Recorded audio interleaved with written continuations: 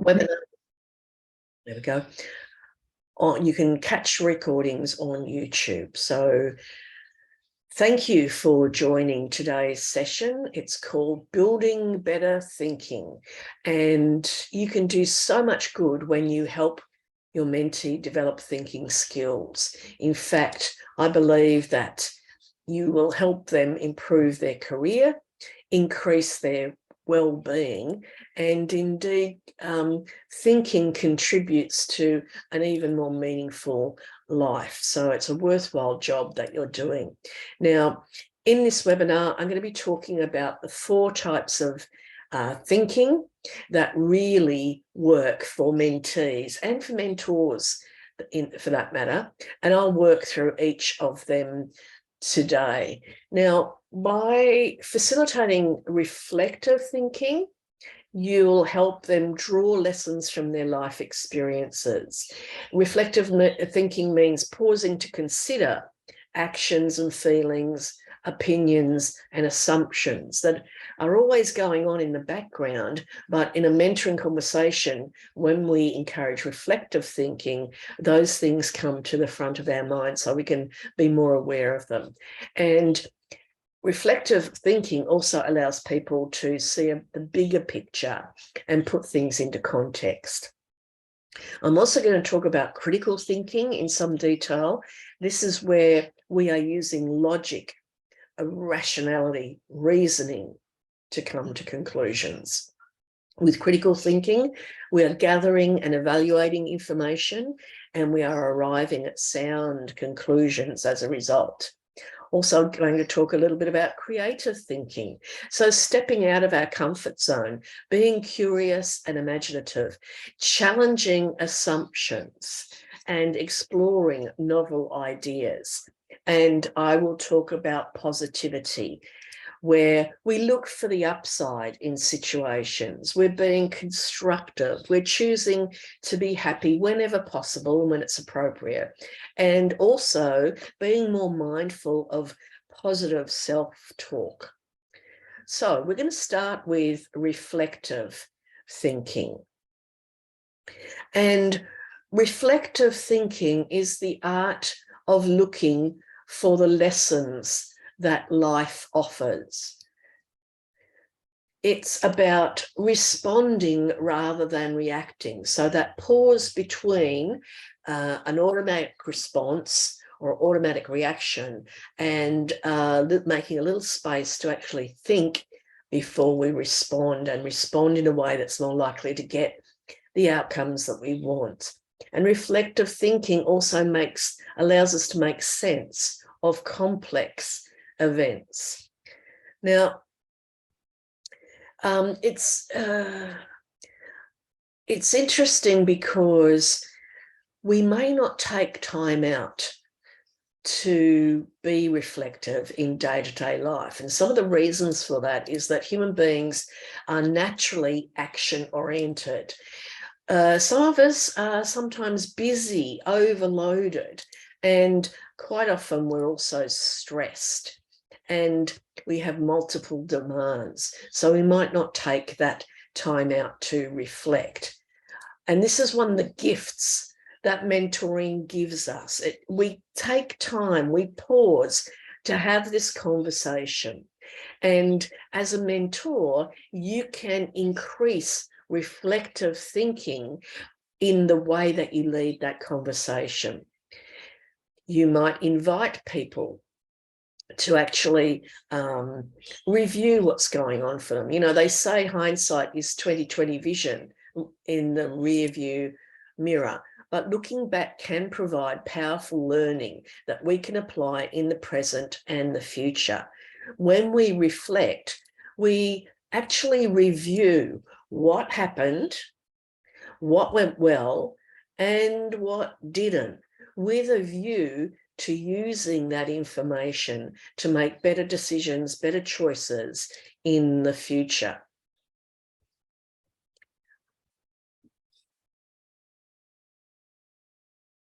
Now, it's important that we understand that reflection is not about berating ourselves for past mistakes. It is about learning from failures and successes. We can learn as much from our successes if we reflect on them as we may learn from anything that didn't go so well. And the critical thing, and this is what you can do as a mentor, is help your mentee use those lessons to improve their present and future. And reflection also allows us to develop self-awareness and empower ourselves, because it increases our choices and our ability to change.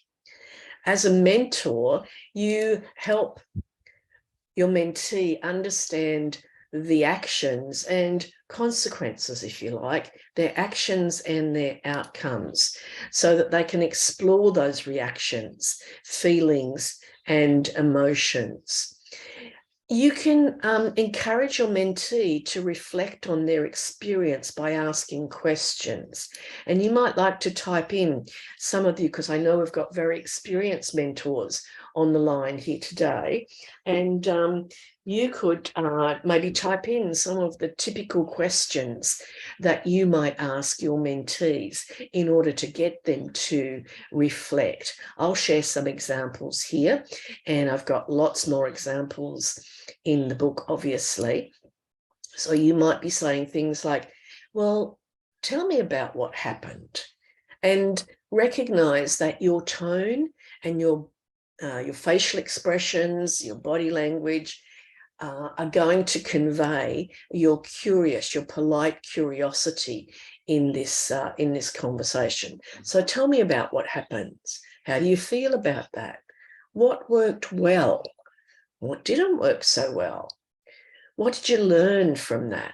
Allow them to find the lessons from their experiences, good or not so good.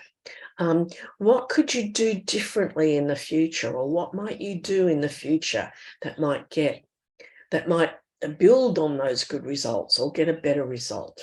So let's just go back to that one. And I encourage you to develop your own repertoire of questions that feel comfortable to you, questions that are appropriate to the person that you're speaking to. I noticed that we've got a couple of people involved in reaching our youth, or reaching out to youth. And so you've obviously got to find the right tone and the right words that will be appropriate for that audience or that mentee. You also, some of you might be working with young students in universities, or indeed at school. Some of you will be in the workplaces, so in a commercial area. And so your tone and your words need to reflect the person that you are working with. Great. So some examples coming up there that I see. Now, it's really important when you're working with your mentees that especially when you're dealing with events that could have gone better for them, and your attitude absolutely needs to be accepting. Was it Carl Rogers? I'm trying to think of the person who introduced us to unconditional positive regard. Someone will help me out with that correct reference there. Unconditional positive regard. So you accept what they say. You don't judge, you don't imply judgment or criticism, because that will trigger their defensiveness and close the learning opportunity. Now, I want to be clear that acceptance is not agreement. They may say things you don't agree with, and you can introduce your disagreement if it's appropriate to do so later on. But when we're getting this conversation going, that acceptance, that absence of criticism, absence of judgment is really important to help them open up and to know, so that they know this is a safe place for you to speak to them. The other thing is, if you're talking about things that didn't go so well, you need to be able to remind the mentee that it's actually impossible to change the past. you can share with them that they have the power to make new choices in the present and take different actions in the future.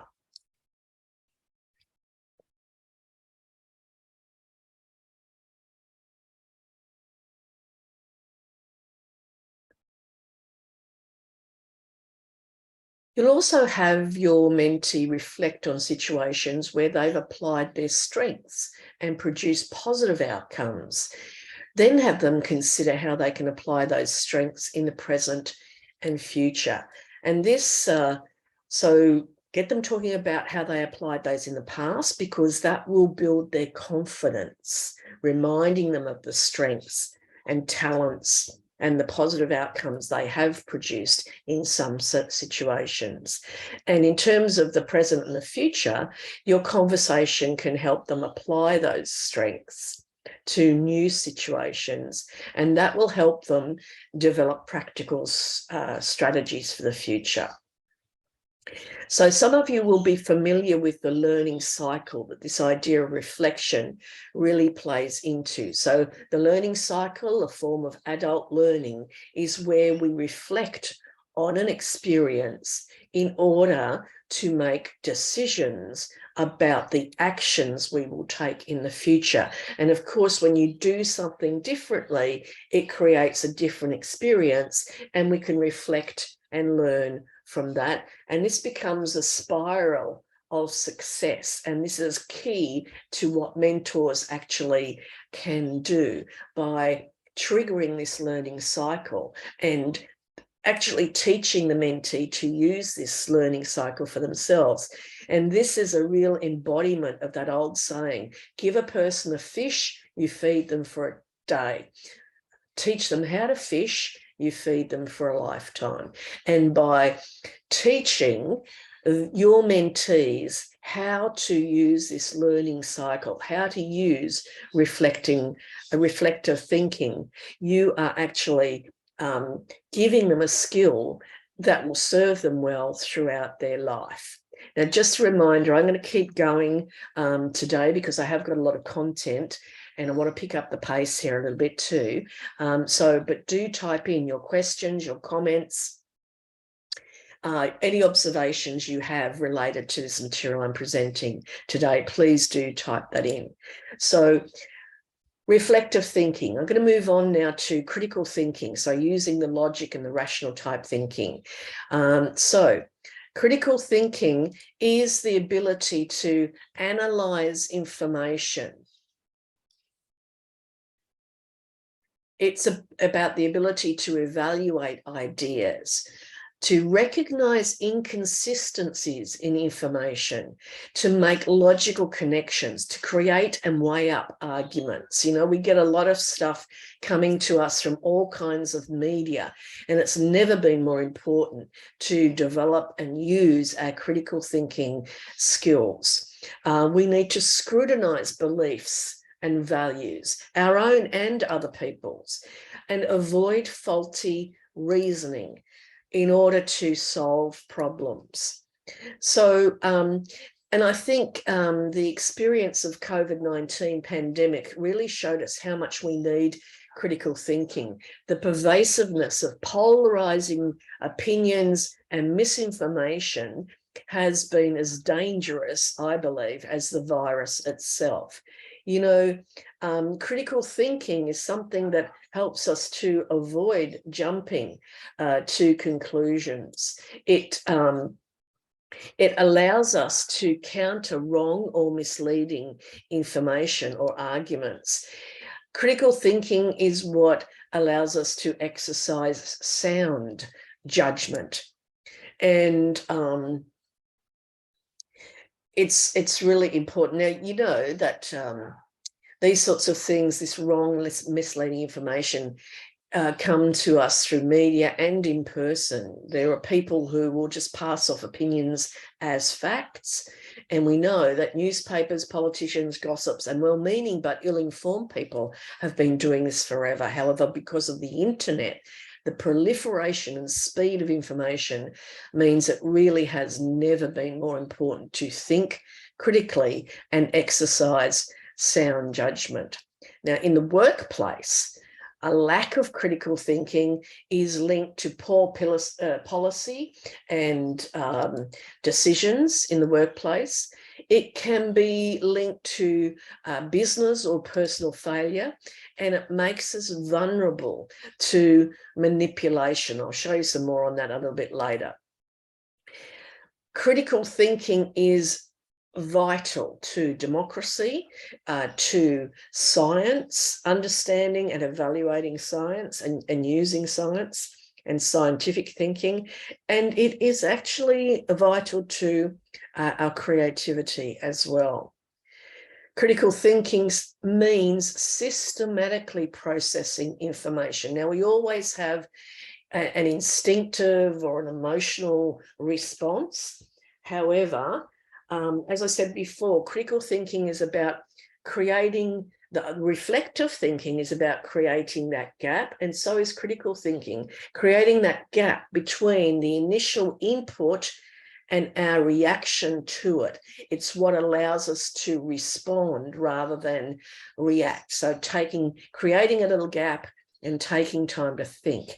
We systematically process information so that we understand things better and make better decisions. And a mentoring conversation is an opportunity for that to happen.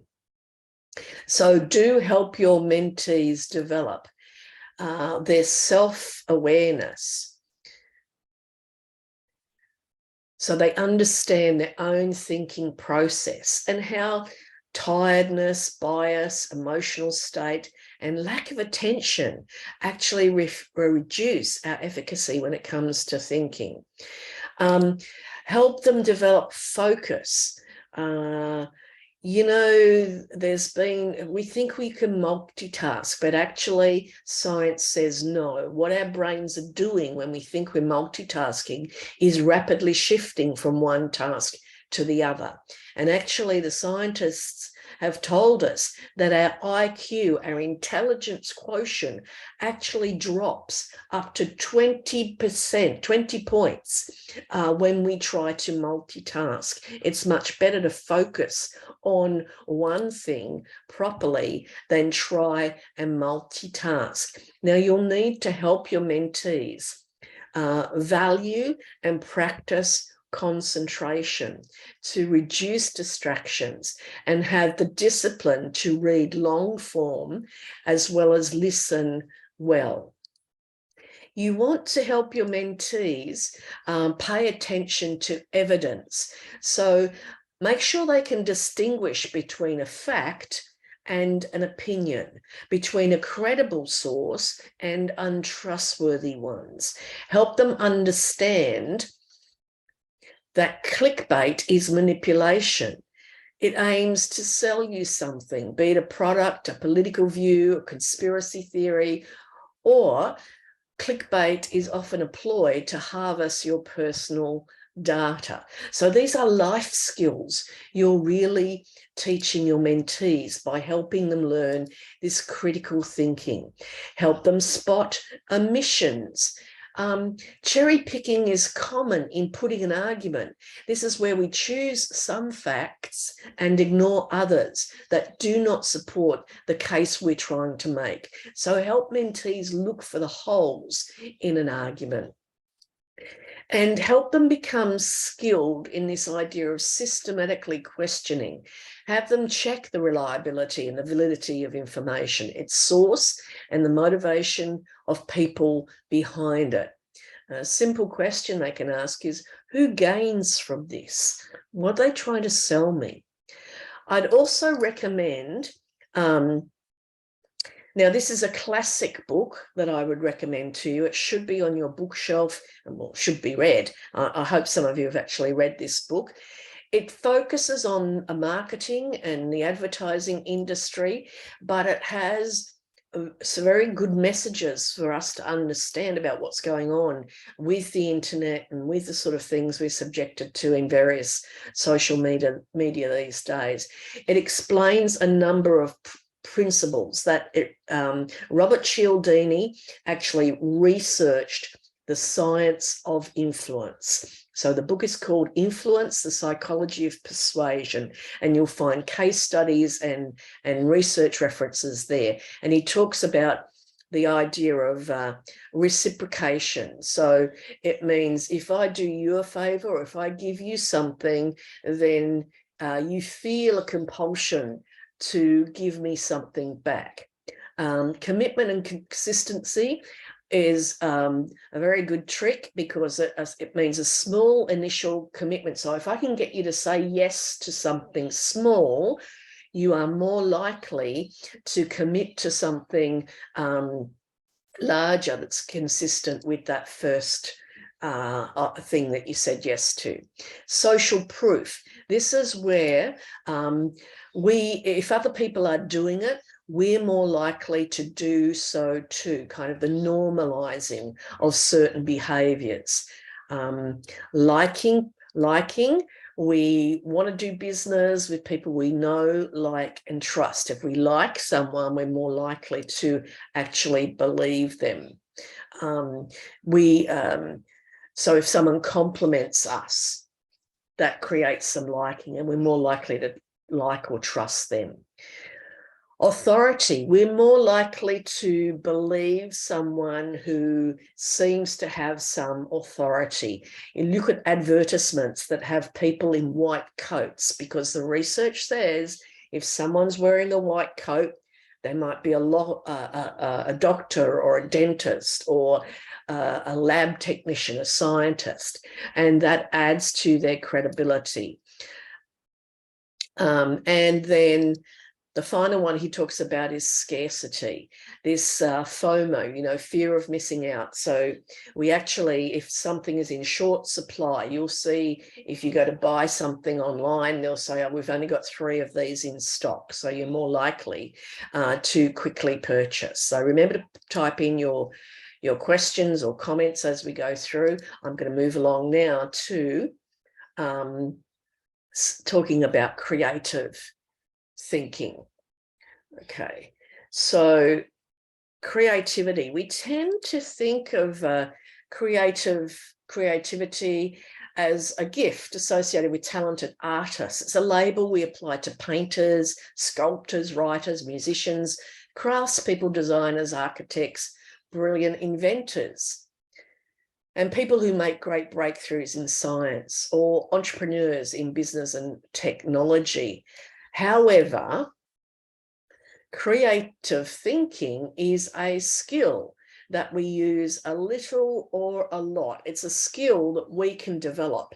And as a mentor, you can help your mentees become creative in finding new ideas. So actually researching reliable places for new ideas, developing different approaches to their situations, and innovative strategies. So we often talk about creative thinking as thinking outside the box. This so-called box is the boundary that surrounds what we know. The box is a comfortable, secure place in our mind where we can speak confidently about what we're sure of. And creativity means stepping out of that comfort zone. It means admitting and being humble enough to recognize we don't know what we don't know.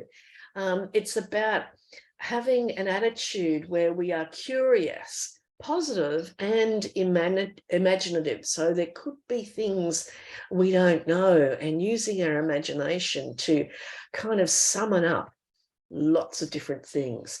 It also means challenging our assumptions, questioning our beliefs. Now, these last two, we need to be very careful about, and as mentors, we need to be skilled and respectful in the way we do this. And this is why we spend a lot of time building our trusting relationship with our mentee, so that we can challenge them, we can question them, albeit in a very respectful way. There's some assumptions and beliefs we don't have any right to challenge or question, but there are some things that might be holding them back, and I want to talk some more about that shortly. It's also about being able to suspend judgment, so suspending our natural tendency to judge and evaluate everything.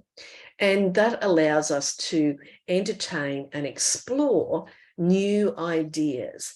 So if the box is our comfort zone, stepping out of the box is stepping out of the comfort zone, and it's also stepping into the learning zone. And if you do some research online, you'll find some pretty nifty diagrams that, that look at that very thing. So we want to encourage this creative thinking, and I like to be fairly practical about how to do things in these webinars. So you encourage your mentees' creative thinking when you model open-mindedness. So this is something for you to develop your own self-awareness and your own skill, this open-mindedness that you bring into mentoring. What did I see on a movie the other day? Oh, the only certain mind is a closed mind. So by modeling open-mindedness, it does reflect a certain amount of uncertainty. It makes allowance for us not to be fixed and certain. We use the language of curiosity. So I wonder, I'd like to explore. So have a repertoire of phrases that are your personal language of curiosity that you introduce into your conversations. Invite them to bounce their ideas off you. So not for critique or evaluation at this stage by you, not necessarily for input by you, but so they are bouncing them off you. You know, sometimes when we speak our ideas out loud, that's all it needs to get our own personal insight on those ideas. And then later on, if you need to, you can provide input. And when you're starting to look at assumptions, you want to treat them as conclusions drawn from limited information. I'm going to talk a bit more about this in just a sec, these assumptions and beliefs. And consider beliefs to be opinions that may or may not be based on fact. And I'm not saying we shouldn't have the right to our own assumptions and beliefs, but if they are not serving us, then a mentoring conversation is a place where you can have a respectful conversation about that. And you can introduce your mentee to a variety of creative techniques. So here are some of my words that you might use in this kind of conversation. I'd love to see some of yours if you want to type those in. So what sort of words do you use? What sort of phrases do you use to actually help people get more creative and get outside that box? It might be something like, I can see how you might think that. Now, again, your tone and your non-verbal communication is critical here. You don't want to imply judgment. You want to imply acceptance, or not just imply, but convey your acceptance. I can see how you might think that. From your perspective, it certainly looks that way. I wonder, let's imagine. And some other language to develop a habit of, instead of the word must, introduce into your own vocabulary the substitute might. So instead of you must or I must, even in your own self-talk, instead of I must, I might. You have options. You can be creative. You can empower yourself by changing that word from must to might. It's an option. Likewise with should. The word should. I should do this. I could do this. I've got a choice here. And again, be that sounding board where they can bounce their ideas off you. ask questions before offering your input. So this is what you're modeling, and some of the phrases and words that you might use. Your creative use of questions will enable them to expand and evaluate their own thinking, and before you actually offer any input or advice or comments. Now, let's have a look at this idea of assumptions and beliefs, because it's so common to treat assumptions and beliefs as facts. However, in my opinion, an assumption is a conclusion drawn from information, and that information might be incomplete, or it could even be incorrect. An opinion may or may not be based on fact. Now, I don't know how you're going to respond to this. I'll take whatever feedback you want to give to me here. But in the Western world, there is a bit of a conspiracy amongst adults to encourage children to believe in Santa Claus, the Tooth Fairy, the Easter Bunny. And okay, this might be harmless fun and a little bit of magical thinking that does no harm. And, you know, children and parents alike. I don't know who has more fun with it, children or parents.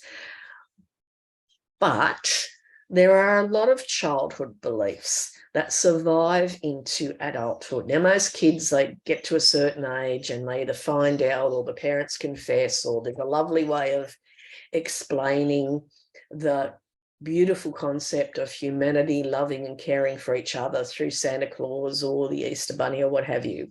But there are a lot of other beliefs that, and opinions for that matter, that are developed, that are imparted to children and held on through adulthood. And some of these may not serve us, and some of these might be worthwhile just taking a deeper dive into and seeing if they could be refreshed a little bit, or even discarded and for a better outcome.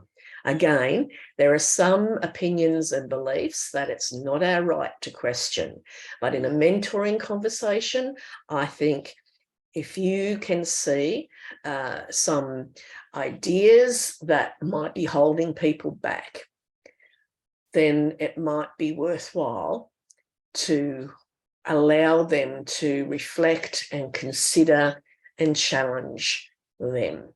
Remembering we always take care to be respectful when challenging any assumption or belief. As a mentor, it's not our job to destroy them or to impose our opinions and our beliefs on them, but rather to equip the mentee to explore them. Now, while we're talking about creative thinking, I mentioned that you can actually teach your mentee some creative techniques. I'm guessing that most of you are familiar with the idea of brainstorming. The two of you can brainstorm. You can invite your mentee to go away and brainstorm a particular question with their peer group, perhaps, and come back with a bag full of ideas that you can then sort through. The key to brainstorming is that first data dump, that first collection and collation of lots of ideas without critiquing.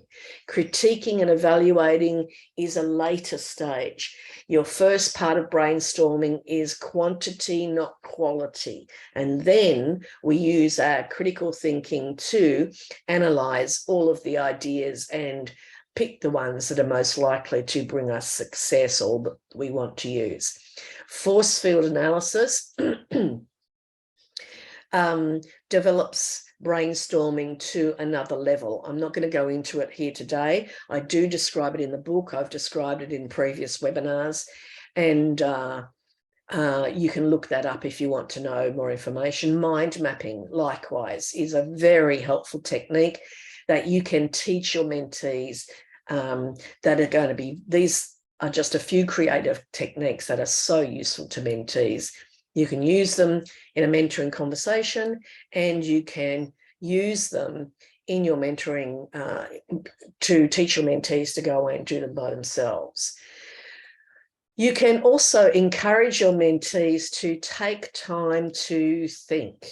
Quality thinking requires time, but in a busy life, we may not see spending time with our thoughts as productive. We need to get over our action bias and value thinking, reflecting, planning for the vital contributors that they are. Encourage them also to muse, to ponder. Make it a habit to ruminate and contemplate. And you can do this with others or by yourself. Even something like reading fiction or non-fiction, watching movies or documentaries, or studying subjects like art, philosophy, sociology, history, or science.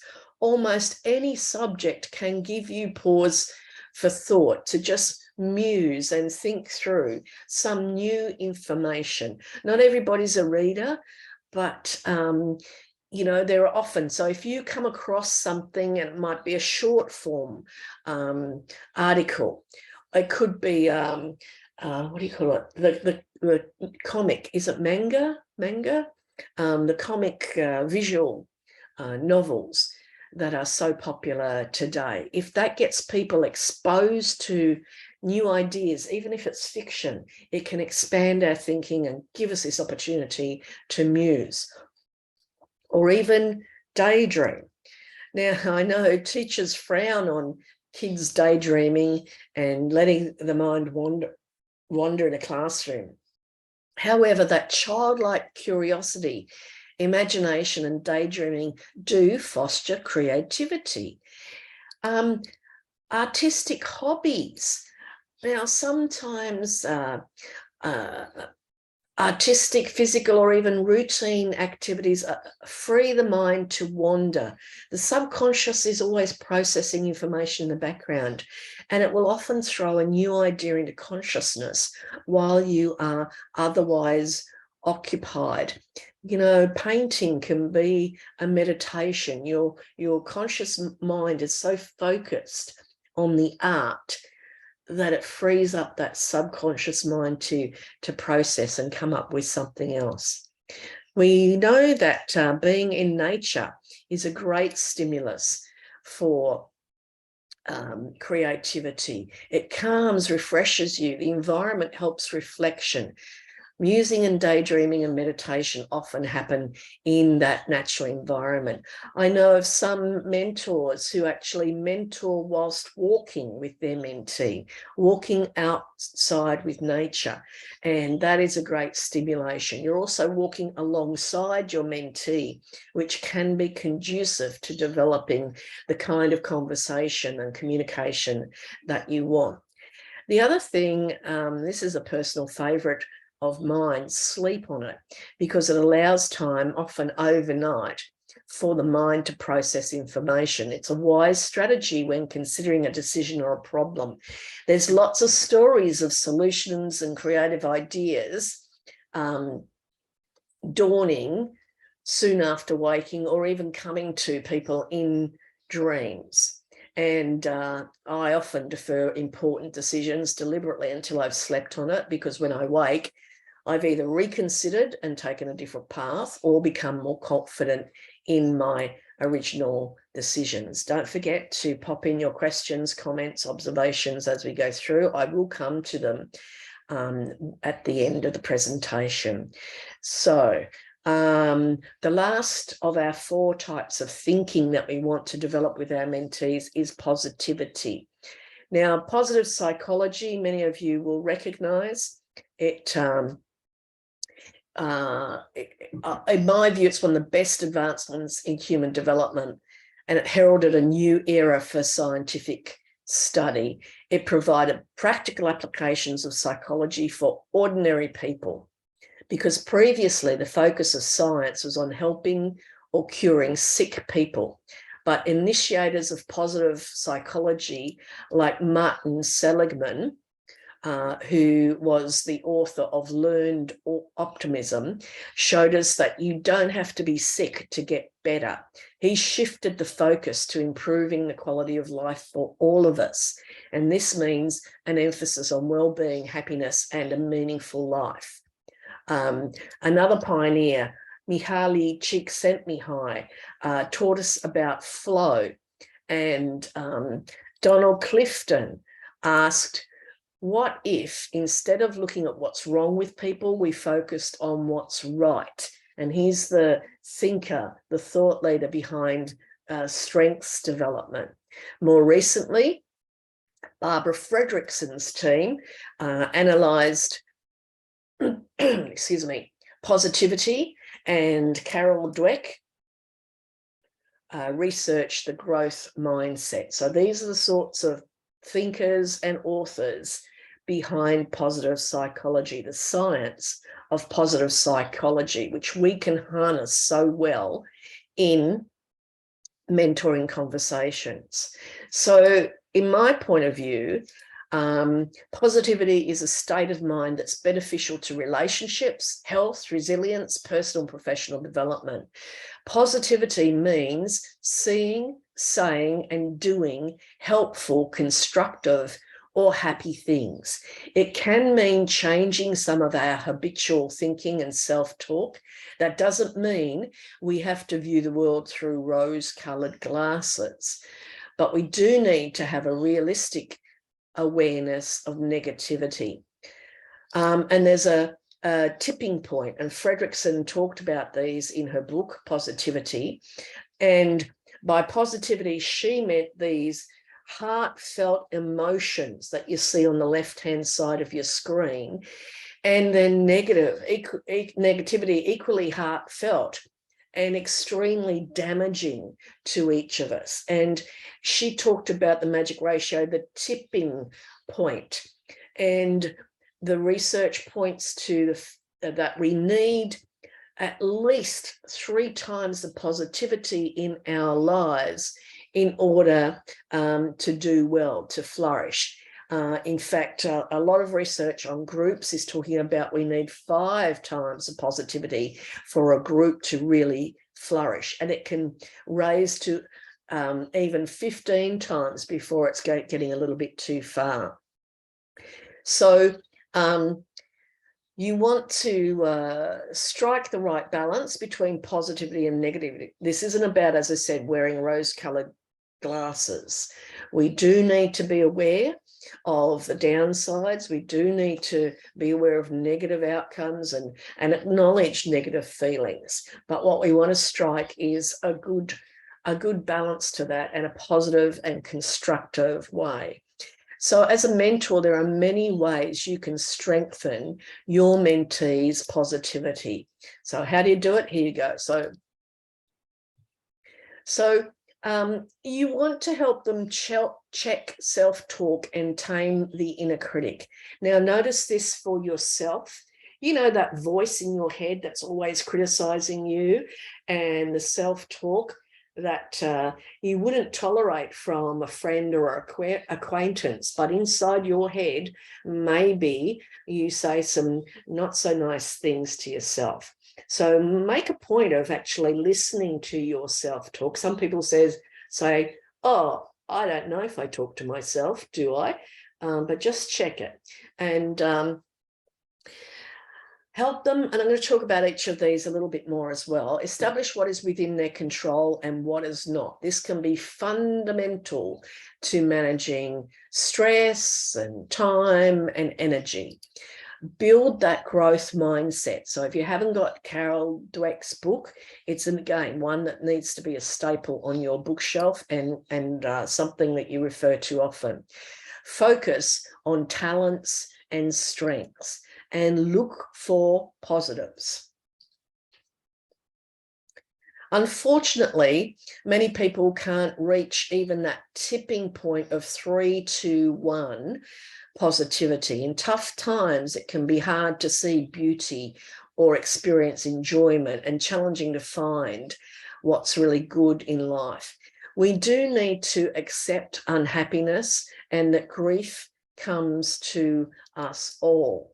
And So it's not always appropriate to look on the bright side. I'm sure, you've had very sad situations in your own life, and well-meaning people might come to you and say, oh, well, it's not as bad as such and such. Or you may even say to yourself, well, there are people in the world who have it far worse than I do.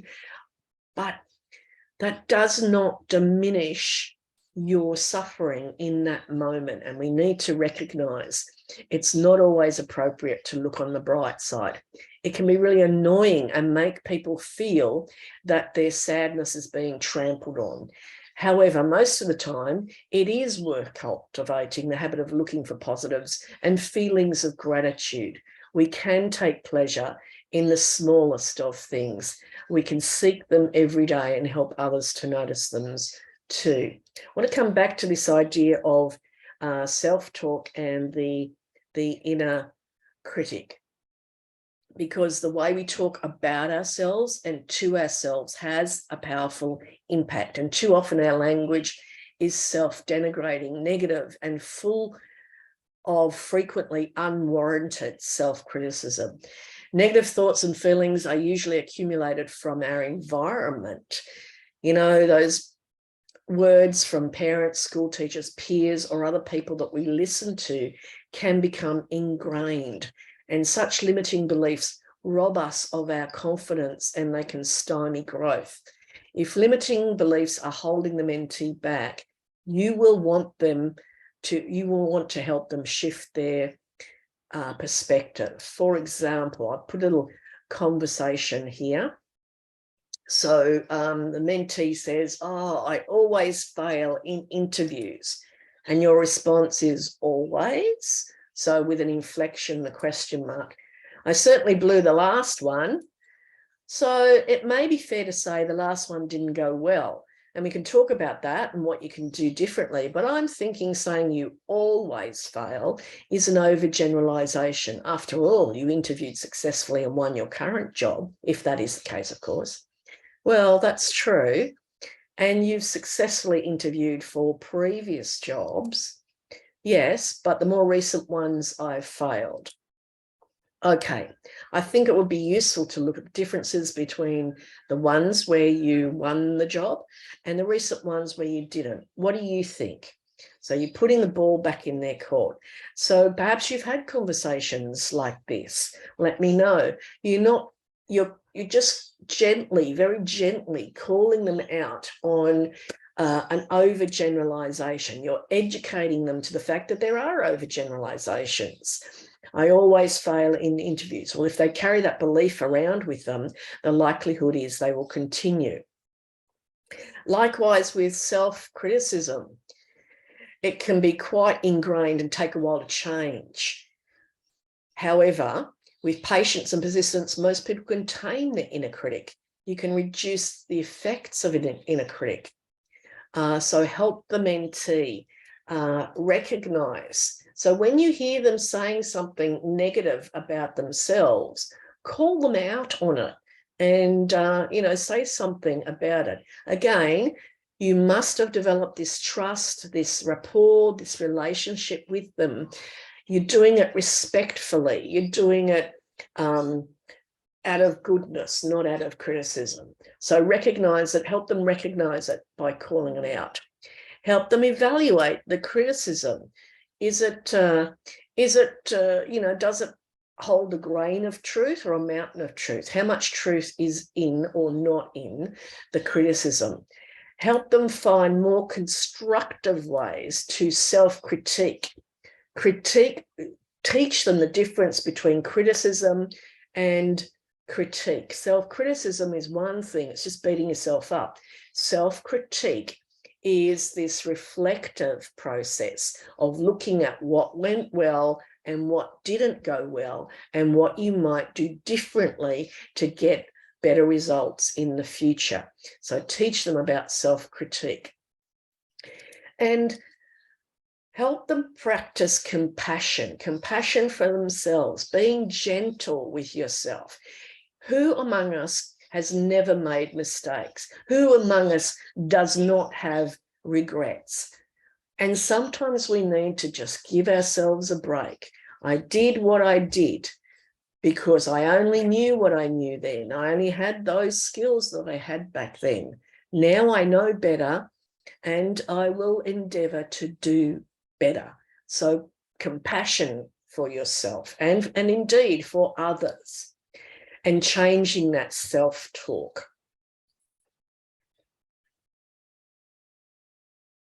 The other thing I want you to take a look at too, this is probably one of the most valuable things I ever learned. Again, it's a classic. You'll know Stephen Covey's 7 Habits of Highly Effective People. It's a classic that needs to be on your bookshelf and read and used. And this is a model that's really easy to teach to mentees. So the outer circle is labeled the circle of concern. So the things that you don't have control over, but may concern you. Other people's behavior, you don't have control or don't have much control over that. The things that are going on in the world or even going on in the workplace. And then the inner circle, it's smaller. But these are the things you have more control over, things you can influence. In particular, your own behavior, your own thoughts, what you say to other people, what you say to yourself. So teach your mentees what they can control and what they can't. And if they focus their energy and their effort where it will make most difference, you will help them take responsibility and plan actions. Help them develop that growth mindset by sharing these sorts of ideas that come out of the book Growth Mindset by Carol Dweck. Effort and perseverance can lead to improvement. It makes a difference. We are not stuck with what we're born with. We are not stuck with what we know now. If we make an effort and practice and persevere, we can improve. Challenges are opportunities for us to develop. We can learn and grow even through the worst of situations and through the best of situations, rising to those challenges. Mistakes are valuable learning experiences, and feedback is useful, even though it might be hard to hear. So, and I think the last one is the idea that positivity, you focus on talents and strengths. So get your mentee to talk to you about their past achievements. This is a model that I learned in interview techniques. So teach it to your mentee and help them practice it, whether or not they're going for job interviews. It's a way of telling a story about something they've done in the past. It's called STAR technique. S stand for situation. Get them to succinctly describe the situation or the task. What was it they were doing at this time? The A stands for actions. What actions did they take? What did they actually do? What were the behaviors? And then what were the results? The positive results, this works as well on a positive situation, something that they've achieved, as it does when things didn't go well. So situation, task, actions, results. So you can ask them, tell me about a time when you, and you fill in the blank. How did you accomplish that? What specifically did you do that helped? And what happened as a result? So they're just a few sample questions that you can ask in that situation. So I've come to the end of the content for today. And as I mentioned, today's content came from my book, Advanced Mentoring Skills, and I'll send you some more information about that later today. We've covered reflective thinking, critical thinking, creative thinking, and positivity. Now, it's not always appropriate to be this shining ray of sunshine. If someone's feeling sad or they've got serious problems, that can be really unhelpful. But in general, being upbeat and positive serves you and serves them. I'm really interested to know what your key takeaways, the key points that you feel most useful and actions that you'll take. And I'm going to stick around for any questions that you might have as we go on from here. So I'm just looking at the chat box now for questions. Okay, I will just turn off the recording now as we come up to the top of the hour. So if you're watching the recording, thanks for watching, and do sign up for invitations to receive invitations to the live webinar and the opportunity to ask your questions. So let me stop recording now. Thanks very much.